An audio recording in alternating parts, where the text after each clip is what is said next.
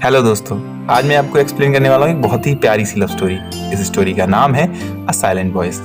ये कहानी है एक ऐसी लड़की की जो बोल नहीं पाती है और उसे परेशान करने वाले मगर प्यार करने वाले लड़के की। चलो शुरू करते हैं बिना किसी देरी के। तो हेलो, नमस्कार, Sat Sri Akal. This is me king साइपिस and you are watching KSS explain. तो कहानी शुरू होती है शोया इशिता नाम के एक लड़के से। वो सुसाइड करने जा रहा होता है मगर किसी बात को लेकर उसका मन पलट जाता है। तब हम उसकी एक बैक स्टोरी देखते हैं। जब वो 6th क्लास में था तो एक रोज उसकी क्लास में एक लड़की आई थी और उस प्यारी सी लड़की का नाम था शोको निशमिया। शोको निशमिया बोल और सुन नहीं पाती थी। वो खुद को इंट्रोड्यूस करने के लिए एक नोटबुक पर लिखती है जिसपे उसका नाम और उस पर यह भी लिखा होता है कि बोल और सुन नहीं सकती है, और उस पर यह भी लिखा होता है कि वो बस इस कॉपी के थ्रू ही सबसे बात करेगी। जिसके बाद थोड़ी देर बाद सारी लड़कियां उसके पास आती हैं और अपना एक एक करके नाम लिखकर उससे इंट्रोड्यूस होती हैं। सीन चेंज होता है और सारे बच्चे प्लेग्राउंड में होते हैं। वहाँ पर निशिमिया भी होती है मगर कोई उससे बात नहीं कर रहा होता है, शायद वो किसी को पसंद नहीं आई। वहाँ इशिता भी होता है। निशिमिया इशिता से साइन लैंग्वेज में पूछती है क्या हम दोस्त बन सकते हैं। तब इशिता उसको कहता है कि तुम बहुत अजीब हो और उसके ऊपर मिट्टी फेंक देता है और वहाँ से भाग जाता है। नेक्स्ट डे एक टीचर क्लास में आती हैं जिनका नाम मिस कीरा होता है। वो सभी बच्चों को बताती हैं कि आप लोगों को साइन लैंग्वेज सीख लेनी चाहिए जिससे आपको निशिमिया से बात करने में बिल्कुल भी दिक्कत नहीं होगी। और तब एक लड़की बेंच पे खड़ी होती है जिसका नाम यूएनओ होता है। वो उन्हें बताती है कि हमें साइन लैंग्वेज सीखने की कोई जरूरत नहीं, मगर दूसरी लड़की जिसका नाम सहारा होता है उसे साइन लैंग्वेज सीखनी होती है क्योंकि वो निशिमिया से दोस्ती करना चाहती है। कुछ दिनों के बाद सहारा स्कूल नहीं आई होती है। तब निशिमिया अकेली होती है, लेकिन इशिता के सारे दोस्त वहीं होते हैं। इशिता उसे परेशान करने के लिए ब्लैक बोर्ड पर बहुत कुछ लिखता है। वो लिखता है कांग्रेट निशिमिया, सहारा अब बाहर जा चुकी है, अब तुम्हें हमें कुछ सिखाना ही होगा। वैसे तो ये उसकी इंसल्ट के लिए लिखता है, मगर जब निशिमिया अंदर आती है वो इससे बिल्कुल परेशान नहीं होती है। वो उसको थैंक यू बोलती है ये बताने के लिए कि सहारा अब कुछ दिनों तक स्कूल नहीं आएगी। इशिता थोड़ा सा नाराज होता है और वहां से चला जाता है। अब यही तो कहानी की शुरुआत थी। इसके बाद से ही इशिता निशिमिया को परेशान करना शुरू कर देता है, कभी उसके कान में चिल्लाकर, कभी उसकी ईयररिंग निकालकर या कभी उसके ऊपर पानी डालकर। उसके दोस्त भी उसे कभी नहीं रोकते थे, शायद उसके दोस्त भी यही चाहते थे, निशिमिया को परेशान और सहमा देखना। एक दिन तो इशिता ने हद ही कर दी। उसने उसकी ईयररिंग इतनी तेज निकाली कि उसके कानों से खून ही निकल आया। उस दिन घर जाते वक्त निशिमिया को इशिता रास्ते में मिलता है। तब निशिमिया प्यार से उसे साइन लैंग्वेज में पूछती है क्या तुम मेरे दोस्त बनोगे। तब इशिता सोचता है क्या ये लड़की पागल है, मैंने इसको इतना परेशान किया, इतना सताया, मगर ये फिर भी मेरे से दोस्त बनने के लिए कह रही है। और इशिता को गुस्सा आ जाता है और वो निशिमिया की नोटबुक पास के फाउंटेन में फेंक देता है। मगर निशिमिया अपनी नोटबुक ढूंढने के लिए उस फाउंटेन में जाती है। वो वहां जाती है तो इशिता का फ्रेंड कहता है ये सच में पागल है। नेक्स्ट डे स्कूल में स्कूल के प्रिंसिपल आते हैं। वो उन्हें बताते हैं कि निशिमिया की मम्मी ने उनसे कंप्लेंट की है कि निशिमिया को अक्सर इस क्लास में कोई परेशान करता है और अक्सर उसकी हियरिंग मशीन भी निकाल लेता है, तो क्लास के बच्चे उस बच्चे का नाम बता दें। तभी क्लास के टीचर इशिता को खड़ा कर देते हैं और कहते हैं कि मुझे पता है वो लड़के तुम ही हो जो निशिमिया को परेशान करते हैं, और साथ ही उनके दोनों दोस्तों को भी खड़ा कर देते हैं। इनका नाम यूएनओ और शिमादा होता है, मगर वो दोनों सारा इल्जाम इशिता पर ही डाल देते हैं। इशिता कवाई का नाम भी लेता है। कवाई ये सुनकर रोने लगती है, मगर फिर सारा इल्जाम इशिता पर वापस आ जाता है। अगले सीन में हम देखते हैं इशिता उसी फाउंटेन में बैठा है और उसकी सारी किताबें बिखरी पड़ी हैं। वो वहाँ देखता है निशिमिया की वो डायरी भी पड़ी होती है जो उसी ने फेंकी थी। वो घर पर जाता है जहाँ पर उसकी मॉम को सब कुछ पता लग गया था कि इशिता ने स्कूल में क्या क्या गुल खिलाए हैं। उसको डांटती हैं और इशिता को लेकर निशिमिया की मॉम के पास जाती हैं, जहाँ वह उनको पैसे देकर माफ़ी मांगती हैं। और फिर इशिता की मॉम इशिता को बुलाकर कहती हैं कि अगले दिन से अच्छे बच्चे बनकर रहना, अब किसी को परेशान मत करना। मगर अगले दिन से इशिता के साथ वही व्यवहार होने लगता है जो इतने दिनों से निशिमिया के साथ कर रहे थे। सारे बच्चे मिलकर उसे परेशान करते हैं। फिर इशिता क्लास में जाता है। वो वहाँ देखता है कि निशिमिया उसकी बेंच साफ कर रही होती है। ये देखकर उसे गुस्सा आ जाता है। वो उस पर चिल्ला पड़ता है, मगर निशिमिया उसे सिर्फ एक स्माइल देती है, जिससे देखकर उसे और गुस्सा आ जाता है। वो सोचता है कि तुम सिर्फ हमेशा स्माइल क्यों करती रहती हो। वो गुस्से में उसे धक्का दे देता है। तब निशिमिया को भी गुस्सा आ जाता है। वो दोनों लड़ने लगते हैं। धीरे धीरे सीन शिफ्ट हो जाता है, जहाँ पर उसके टीचर उसे बताते हैं कि निशिमिया का दूसरे स्कूल में ट्रांसफ़र हो गया है। अब इसके बाद हम प्रेजेंट में आते हैं और शायद हमें अब पता है कि इशिता अब क्यों सुसाइड करना चाहता है। मगर आपको अभी तक नहीं समझ में आया तो मैं आपको बता दूं, ईशिदा को गिल्ट होता है। उसने जो निशिमिया के साथ किया वो बस पछता रहा होता है। फिर उसके बाद वो अपनी साइन लैंग्वेज की क्लास में जाता है। अब हाँ, वो साइन लैंग्वेज तो सीखेगा ही ना। अब पुराने प्यार से बात जो करनी है। थोड़ी देर में जब वो क्लास में जा रहा होता है, उसके पास से एक लड़की जाती है। उस लड़की को पास से देखता है तो उसे समझ में आता है वो लड़की निशिमिया ही है। वो उसके पीछे जाता है और उसको पूछता है, क्या तुमने मुझे पहचाना? मेरा नाम ईशिदा है। और वो उसको वही नोटबुक वापस करता है जो उसने बचपन में ली थी। लेकिन जब निशिमिया उसे देखती है तो वो रो पड़ती है और वहाँ से भाग जाती है। और नेक्स्ट मॉर्निंग हम देखते हैं ईशिदा की मॉम उस पर चिल्ला रही होती हैं क्योंकि उसने कमरे का सारा सामान बेच दिया होता है।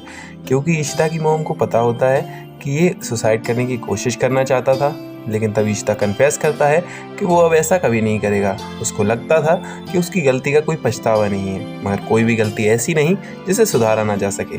नेक्स्ट डे जब वो स्कूल जाता है तो हमें पता लगता है कि ईशिदा किसी से भी बात करना या उनकी कोई भी बातें सुनना पसंद नहीं करता था। वो अपने कानों को बंद रखता था और बस अपने में ही खोया रहता था, लाइक एन इंट्रोवर्ट। फिर थोड़ी देर बाद जब ईशिदा लंच कर रहा होता है तो वो बस पूरे टाइम यही सोच रहा होता है, क्या कोई तरीका है जिससे वो निशिमिया से वापस मिल सके। अगले दिन जब वो स्कूल जाता है तो वो देखता है एक नागासुका नाम के लड़के को एक लड़का परेशान कर रहा होता है। दरअसल उसको उसकी साइकिल चाहिए होती है। अब नागासुका हेल्प मांग रहा होता है, तभी ईशिदा वहाँ जाता है और उससे पूछता है। जब उसे पता चलता है कि सारा मामला साइकिल के ऊपर है तो वो उसे अपनी साइकिल दे देता है। इस तरह से नागासुका को बचा लेता है। स्कूल फिनिश होने के बाद ईशिदा निशिमिया से मिलने के लिए एक ब्रेड ले जाता है, मगर वहाँ पर एक लड़का होता है जिसका नाम यजुरा होता है। वो उसे निशिमिया से मिलने ही नहीं देता है। फिर सीन चेंज होता है और हम देखते हैं नागासुका ईशिदा की साइकिल लेके आता है जो उसे एक खेत में पड़ी मिली थी। वो उसे लेके आता है और उससे कहता है कि मैं ये सिर्फ तुम्हारे लिए लाया हूँ, तुमने मुझे बचाया, मैं तुम्हें उस चीज़ के लिए थैंक यू बोलना चाहता हूँ। तभी हम देखते हैं कि नागासुके के चेहरे से जो ब्लॉक था वो खुल गया है, यानी कि नागासुके ईशिदा का फ्रेंड बन गया है। अब जाहिर सी बात है, अगर कोई प्यासे को पानी देगा तो वो उसे अमृत ही समझेगा। तो ईशिदा नागासुके को दोस्त बना लेता है। क्योंकि उसका अभी तक कोई दोस्त नहीं था, यही दोनों पक्के दोस्त बन जाते हैं। अगले दिन हम देखते हैं कि ईशिदा दोबारा कोशिश करता है, मगर यजुरा निशिमिया का बॉयफ्रेंड खुद को बताकर उसे मिलने ही नहीं देता है। तभी वहाँ पर हम देखते हैं हमारा छोटा भीम यानी नागासुके वहाँ पर आ जाता है और वो यजुरो को ऐसे उठा लेता है जैसे किसी मूंगफली को। वो दोनों लड़ ही रहे होते हैं कि निशिमिया की नज़र ईशिदा पर जाती है। ईशिदा वहाँ से भाग जाता है और निशिमिया भी उसके पीछे पीछे भागती है। फिर हम देखते हैं कि वो दोनों एक ब्रिज पर खड़े होकर बातें कर रहे होते हैं, जहाँ पे उन्हें यजुरा और नागासुके दूर से देख रहे होते हैं। निशिमिया उसको थैंक यू बोलती है उस डायरी को वापस करने के लिए। तब हम देखते हैं कि वो डायरी को खोल ही रही होती है कि उसे ईशिदा मना कर देता है। तब वो डायरी गलती से ब्रिज के नीचे गिर जाती है, जिसे निकालने के लिए निशिमिया कूद जाती है और उसके पीछे पीछे ईशिदा भी कूद जाता है। उन दोनों को वो बुक मिल जाती है। तब जाते वक्त वो निशिमिया उससे कहती है कि हम दोनों फिर मिलेंगे ज़रूर, शायद किस्मत ही ये चाहती है। दूसरी तरफ यजुरा ने एक पिक्चर क्लिक की थी जिसमें जब ईशिदा नीचे कूद रहा था ब्रिज से, उसकी पिक्चर थी और उसने वो इंटरनेट पर वायरल कर दी। जो पिक्चर ईशिदा के स्कूल में भी वायरल हो गई, जिसकी वजह से उसे सस्पेंशन झेलना पड़ा। अब इतने दिनों के लिए जब वो घर पे बैठ गया तो वो बस खाली घर पे बैठा ही होता है। तब उसकी बहन उसको अपनी बेटी मारिया को लेने के लिए भेजती है, जहाँ पर जब वो मारिया को खिला रहा होता है पार्क में, उसे मारिया बताती है कि ब्रिज के नीचे एक बच्चा है जो यजुरा होता है। यजुरा ईशिदा को बताता है कि उसकी वो पिक्चर मैंने ही अपलोड की थी, मगर उसके बाद भी ईशिदा बिल्कुल भी नाराज़ नहीं होता और यजुरा को अपने घर डिनर के लिए ले जाता है और वहीं उसे सुला लेता है। जब ईशिदा सो रहा होता है तो यजुरा वहाँ से भाग जाता है। तब ईशिदा उसका धीरे धीरे पीछा करता है। तब उसके पीछे पीछे जाकर ईशिदा यजुरा को शूज़ देता है। तब यजुरा ईशिदा से पूछता है कि उसे निशिमिया की इतनी फिक्र क्यों है, क्योंकि वो बोल नहीं पाती है या शायद वो हेल्पलेस है। तुम्हें सिर्फ उसको ये तरस आता है या तुम उसे सच में पसंद करते हो। ये सारी बातें सुनकर ईशिदा थोड़ा परेशान हो जाता है। उसे लगता है ये सारी बातें यजुरो से शायद निशिमिया ने ही कही होंगी। जब ईशिदा यजुरो को उसके घर छोड़ने जाता है तब उसे वो साइन लैंग्वेज में बताती है इसलिए क्योंकि वो कोई लड़का नहीं था, वो लड़की थी। अभी वो सिर्फ इतना बताती है कि वो निशिमिया की छोटी बहन है। निशिमिया की माँ उसे देखकर एक थप्पड़ मार देती हैं और यजुरो को लेकर अंदर चली जाती हैं। अगले दिन हम देखते हैं यज़ूरा ईशिदा को उसका छाता लौटाने आती है। वहाँ पर नागासुका उसके साथ ज़्यादा ही फ्रेंडली हो जाता है। वो सोचता है ये एक लड़का है, लेकिन जब उसे पता चलता है एक लड़का नहीं एक लड़की है, वो कूदकर 40 कदम पीछे पहुँच जाता है। फिर ये चारों ईशिदा, निशिमिया, नागासुके और यज़ूरो ये सब उसी ब्रिज पर होते हैं जहाँ पर ये पहली बार मिले थे। क्योंकि ईशिदा के पास फ़ोन होता है तो निशिमिया से पूछता है क्या तुम्हें किसी से बात करनी है, तो निशिमिया उसे साइन लैंग्वेज में बताती है कि उसे सहारा से बात करनी है। सहारा तो याद ही होगी आपको। अब ईशिदा सहारा को ढूंढने के लिए अकेले ही जा ही रहा होता है कि उसे निशिमिया उसके साथ जाने में जिद करती है, तो वो तैयार हो जाता है। तब निशिमिया उसको टेक्स्ट कर उसने अभी तक जो भी किया उसकी डायरी के लिए, उसका ख्याल रखने के लिए उसे थैंक यू बोलती है। तब जैसे ही वो स्टेशन पर पहुंचते हैं उन्हें सहारा मिल जाती है। सहारा एक अकेली ऐसी लड़की थी, जब निशिमिया के पास कोई नहीं था तब सहारा उसका सहारा बन के थी। वो लोग मिलके बात करते हैं और ईशिदा घूमने के लिए निकल जाता है, जहाँ पर उसे यूएनओ मिलती है जो किसी क्लब का कूपन बांट रही होती है। तो ईशिदा और नागासुके उससे मिलने के लिए उस क्लब में शाम को जाने का डिसाइड करते हैं, मगर वहाँ उसे यूएनओ नहीं मिलती है क्योंकि वो छुप जाती है। अगले दिन जब ईशिदा स्कूल जा रहा होता है तो वहाँ यूएनओ आ जाती है और वो देखती है कि निशिमिया सामने से आ रही है, तो वो भागकर उसके पास जाती है और उसके कान से हियरिंग मशीन निकाल लेती है। तब उससे ईशिदा छीनकर निशिमिया को वापस करता है। तब यूएनओ उससे पूछती है कि तुम क्या कर रहे हो, तुम बचपन में इस लड़की को बहुत परेशान करते थे। तब ईशिदा कहता है वो बचपन की बात थी, मगर अब ये मेरी दोस्त है। और फिर यूएनओ वहाँ से हंसते हुए चली जाती है, ये बोलकर कि शायद तुम्हें पता नहीं है, मगर जो लड़की कल तुम्हारी दुश्मन थी आज वो तुम्हारी बेस्ट फ्रेंड कैसे है। अगले दिन निशिमिया स्कूल जाने के लिए पोनी करती है। नहीं, जानवर नहीं है, वो एक हेयर स्टाइल है। जाते वक्त वो रास्ते में ईशिदा से मिलती है, जहाँ पर वो कहने की कोशिश करती है कि वो उसे पसंद करती है, मगर क्योंकि वो साइन लैंग्वेज का यूज़ नहीं करती है तो ईशिदा उसे समझ नहीं पाता है और सोचती है कि काश मैं तुम्हें सिर्फ एक बार अपने मुंह से ये बता पाती कि मैं तुम्हारे लिए क्या फील करती हूँ, क्या चाहती हूँ और तुम मेरे लिए क्या हो। और अगले दिन जब ईशिदा स्कूल में जाता है तो कवाई ने भी अपना हेयर स्टाइल चेंज किया है। तब वो पूछता है कि लड़कियां ऐसा क्यों करती हैं, तो उसे बताती है कि लड़कियां बस ऐसी छोटी छोटी चीज़ें ही करती हैं क्योंकि वो चाहती हैं कि जो भी उनका स्पेशल वन है वो उन्हें नोटिस करे। और वो ये भी बताती है कि माशिवा नाम का एक लड़का है जो शायद निशिमिया से दोस्ती करना चाहता है, और हम देखते हैं कि उसके चेहरे से भी वो अजीब सा क्रॉस हट जाता है। इसका मतलब है कि ईशिदा ने अपना दूसरा दोस्त ढूंढ लिया है। फिर अगले सीन में ईशिदा यज़ूरो को बताता है कि शायद निशिमिया उससे कल कुछ कहने की कोशिश कर रही थी। उसके बाद ये सभी दोस्त मिलकर एक एम्यूजमेंट पार्क में जाते हैं। वहाँ पर वो लोग एंजॉय करते हैं और खासकर ईशिदा, वो वहाँ सोचता है कि ज़िंदगी शायद बिन दोस्तों के अच्छी हो सकती है, मगर बेहतर नहीं हो सकती। वो खुश था, वो बस उन पलों का एहसास करना चाहता था और चाहता था उन पलों में वो खुल के जिए। अगर ये सपना है तो वो इससे कभी नहीं जागना चाहता। उसके बाद यूएनओ ईशिदा से कहती है कि उसे कुछ खाना है। वो उसे लेकर एक शॉप पे जाते हैं, मगर वो जिस शॉप पे जाते हैं उसका शॉपकीपर शिमादा होता है। ईशिदा शिमादा को देखकर थोड़ा सा दुखी हो जाता है। उसे याद आते हैं वो पल जो उसने उसके साथ बिताए थे और वो साल जो उसने उसके बिना भी। यूएनओ ईशिदा को लेकर शिमादा के पास जानबूझकर गई थी क्योंकि वो चाहती थी कि इन दोनों की दोस्ती फिर से हो जाए, क्योंकि वो जानती है कि ईशिदा के लिए शिमादा क्या मायने रखता था और वो इन दोनों की दोस्ती को टूटने का रीज़न निशिमिया को समझती थी और वो हमेशा से सारा इल्ज़ाम निशिमिया पर ही डालती थी। तो वो उसे गुस्से में एक राइड पर ले जाती है जहाँ पर शिफ्ट होता है और हम देखते हैं यूज़ीरो ईशिदा को एक वीडियो रिकॉर्डिंग दिखाने आई है। यानी कि कहानी तो ये थी कि जब उसने अपना कैमरा निशिमिया को दिया था तब उसने वो रिकॉर्डिंग ऑन की थी। तो हम उस रिकॉर्डिंग में देखते हैं कि यूएनओ निशिमिया को बोलती है कि काश तुम हमारे स्कूल में आए ही ना होती, काश वो दिन ही ना आया होता तो हम आज भी दोस्त होते, हम ईशिदा और हमारे सारे दोस्त आज भी साथ होते, सब तुम्हारी गलती है, और भी बहुत कुछ उसे बुरा बोलती है। फिर हम देखते हैं कि यूएनओ निशिमिया को थप्पड़ भी मार देती है। ये देखकर ईशिदा और यूएनओ थोड़े हैरान रह जाते हैं। हम देखते हैं कि सीन शिफ्ट होता है और ईशिदा स्कूल में होता है। वो बस ये सारी बातें माशिवा के साथ शेयर कर रहा होता है। तब माशिवा उसे बताता है कि हाँ, ये सारी बातें शायद सच हैं, मगर एक बात और है कि उसे कुछ साल पहले एक लड़का बहुत परेशान करता था। अब ये बात सुन के ईशिदा थोड़ा दुखी हो जाता है और वो उससे पूछता है ये सारी बातें उसे किसने बताई।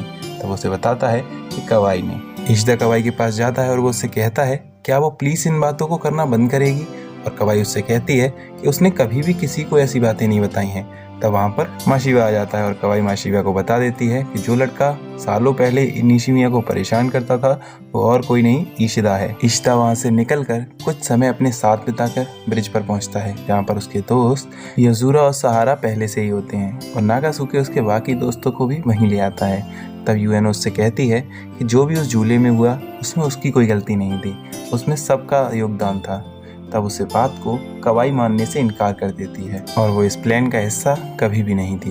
ये सुनकर इशिदा थोड़ा दुखी हो जाता है और वो सभी को वहाँ से जाने के लिए कहता है। अगले दिन जब इशिदा निशिमिया का उस ब्रिज पर इंतजार कर रहा होता है वो वहाँ नहीं आती है क्योंकि उसके ग्रैंडपा क्लीन बोल्ड हो चुके होते हैं, यानी उनकी डेथ हो चुकी होती है। अगले दिन इशिदा निशिमिया को माइंड फ्रेश करने के लिए घुमाने ले जाता है। यहाँ पर निशिमिया सोचती है कि शायद इशिदा के साथ जो भी गलत हो रहा है वो सिर्फ उसकी गलती है।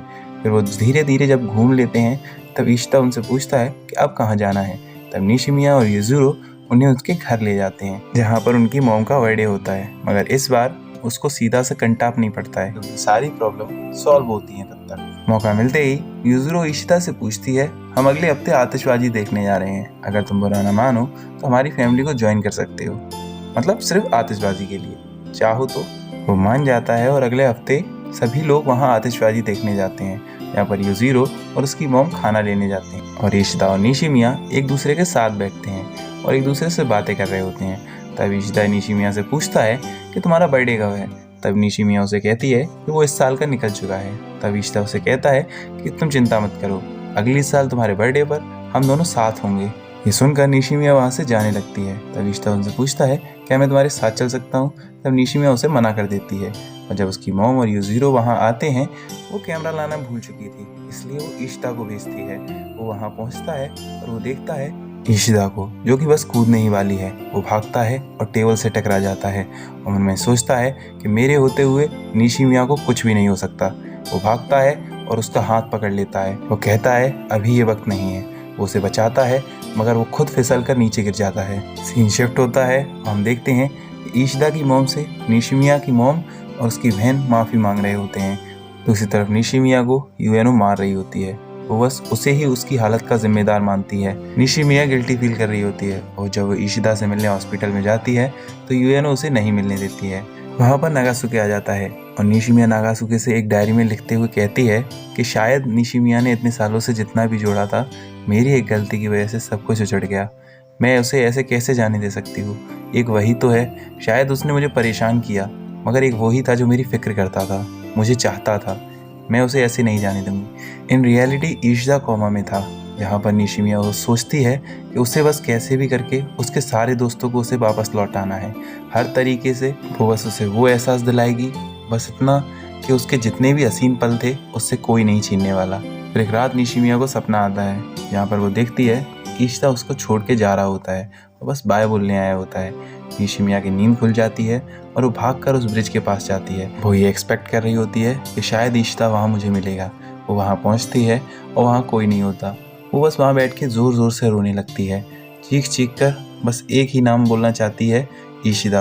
और दूसरी तरफ इशिदा की नींद खुल जाती है। वो कोमा से बाहर आ जाता है और भागकर उस ब्रिज के पास जाता है। उसे लगता है निशिमिया उसे बुला रही है और निशिमिया उसे ब्रिज पर बैठी मिलती है। निशिमिया को लगता है वो शायद उसका भूत है। वो उसे टच कर कन्फर्म करती है और जब उसे लगता है कि ये इशिदा ही है वो बस उससे माफ़ी मांगती है।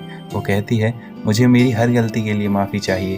तो इशिदा उससे कहता है तुम्हें मुझे किसी बात के लिए सॉरी बोलने की ज़रूरत नहीं है। और इशिदा रियलाइज़ करता है कि उसने आज तक कितना बुरा किया उसके साथ, मगर आज तक कभी भी गलती से भी सॉरी नहीं बोला। मैं तुम्हें हर उस चीज़ के लिए सॉरी बोलना चाहता हूँ जिसकी वजह से तुम्हारी आंखों से एक भी आंसू निकला हो। निशिमिया कहती है कि अगर वो इस स्कूल में कभी आई ना होती तो तुम्हारे साथ कभी ऐसा नहीं होता। इशिदा उससे कहता है कि तुमने भी सुसाइड करने की कोशिश की थी। हमें मानता हूँ चीज़ें मुश्किल हो सकती हैं और शायद हमें उस टाइम पर सॉल्यूशन ना मिले, मगर इसका मतलब ये नहीं है कि ज़िंदगी ख़त्म कर दी जाए। और तुम मुझे वादा करो, तुम मुझे जीना सिखाओगी। मैं चाहता हूँ कि तुम मुझ पे अपना पूरा हक मानो, कभी भी हक से मुझे चिढ़ाओ, मुझसे प्यार करो, मुझे डांटो, मगर कभी छोड़ के मत जाना। अब धीरे धीरे वक्त बीत जाता है और सब चीज़ें वापस से नॉर्मल हो जाती हैं। युजुरो आती है और इशिदा को बताती है कि अगले दिन स्कूल में एक फेस्टिवल है जहाँ उसे आना पड़ेगा। अभी भी हम देखते हैं कि इशिदा किसी से भी नज़र नहीं मिला पाता है। वो उन सभी से बात करने में डर रहा होता है। भागकर बाथरूम में छुप जाता है। जहाँ पर निशिमिया उसे निकालने की कोशिश कर ही रही होती है, वहाँ पर नागासुके आ जाता है और वो उसे बताता है कि तुम चिंता मत करो, मैं तुम्हारा दोस्त हूँ और तुम्हें पता है तुम्हारा कोई दोस्त कहीं नहीं गया, बस वो तुम्हारे साथ थे, मगर अंधेरे में थे इसलिए दिखाई नहीं दे रहे थे। उसके सारे दोस्त उसके साथ आज तक जो भी किया उसके लिए माफ़ी मांगते हैं और वादा करते हैं कि वो इशिता को छोड़कर कहीं नहीं जाएंगे, और ये भी गम हो चाहे खुशी, वो हमेशा इशिता से आगे रहेंगे, इशिता को कभी भी अकेला नहीं छोड़ेंगे। बस ये बात सुनकर इशिता फेस्टिवल में बाहर आ जाता है और धीरे धीरे सभी के चेहरों से वो क्रॉस का मार्क हट जाता है और वो ये महसूस करता है कि दुनिया कभी खराब नहीं थी, दुनिया हमेशा से अच्छी थी, मगर बस उसे देखने का नज़रिया अलग था। अब इसे पता चलता है कि मेरी ज़िंदगी में खुशी है, वो इसे सोच सोच कर बस रोने लगता है। बस यहीं पर कहानी ख़त्म हो जाती है। अगर आपकी आंखों में शर्म हो तो लाइक कर देना, वरना यहाँ तक देखी उसी के लिए थैंक यू।